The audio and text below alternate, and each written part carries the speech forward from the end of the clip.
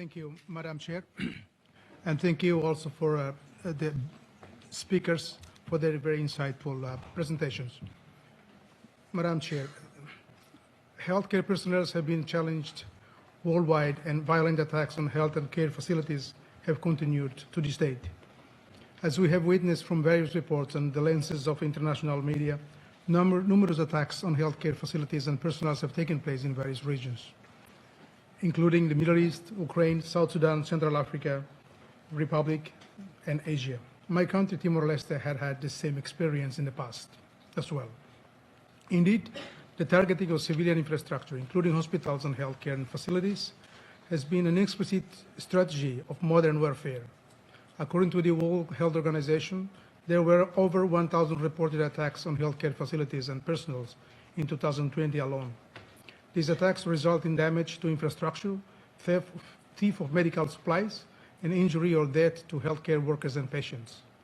In the Middle East, hospitals and healthcare facilities have been repeatedly targeted in Gaza and Syria. For example, in Gaza, concerns about disproportionate attacks on medical facilities, personnel, and transport are further destroying Gaza's healthcare system. Similarly, in Ukraine, Yemen, Sudan, Central African Republic, Syria, and Myanmar, as we have just heard, healthcare facilities have been attacked, leaving medical staffs and patients vulnerable. We have also heard reports that some of these health facilities been used to harbor terrorist groups and divert international medical aid, and this needs to be investigated further. Madam Chairman, international humanitarian law protects hospitals and other medical facilities during armed conflicts, including their staffs, patients, and transportation. This protection extends to both military and civilian patients who need medical attention and are not actively participating in hostilities. Parties to a conflict must take steps to protect medical units from attack, such as keeping them away from military objectives. According to Article 19 of Geneva Convention, relative to the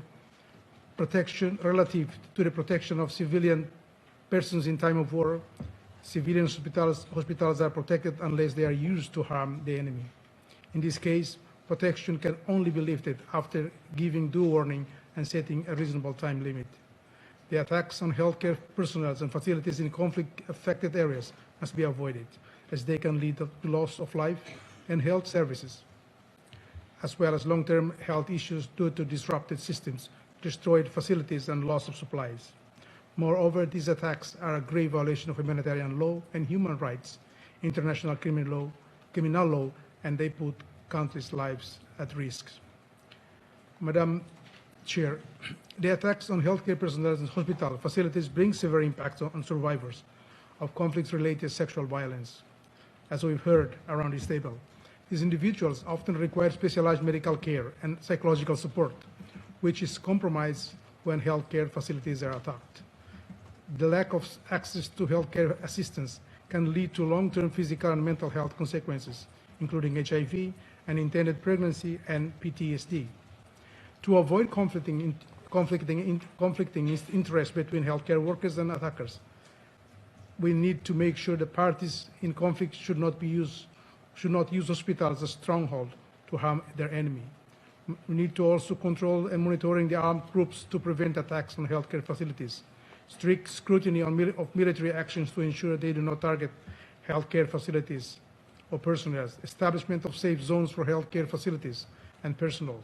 Support humanitarian organizations providing medical care in conflict zones, and accountability for perpetrators of attack on health care facilities and personnel.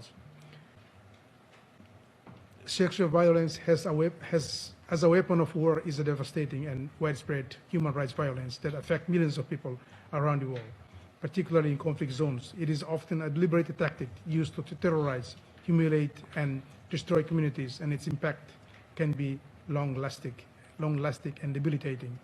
Madam Chair, to conclude, the international community must take action to protect healthcare in conflict-affected areas.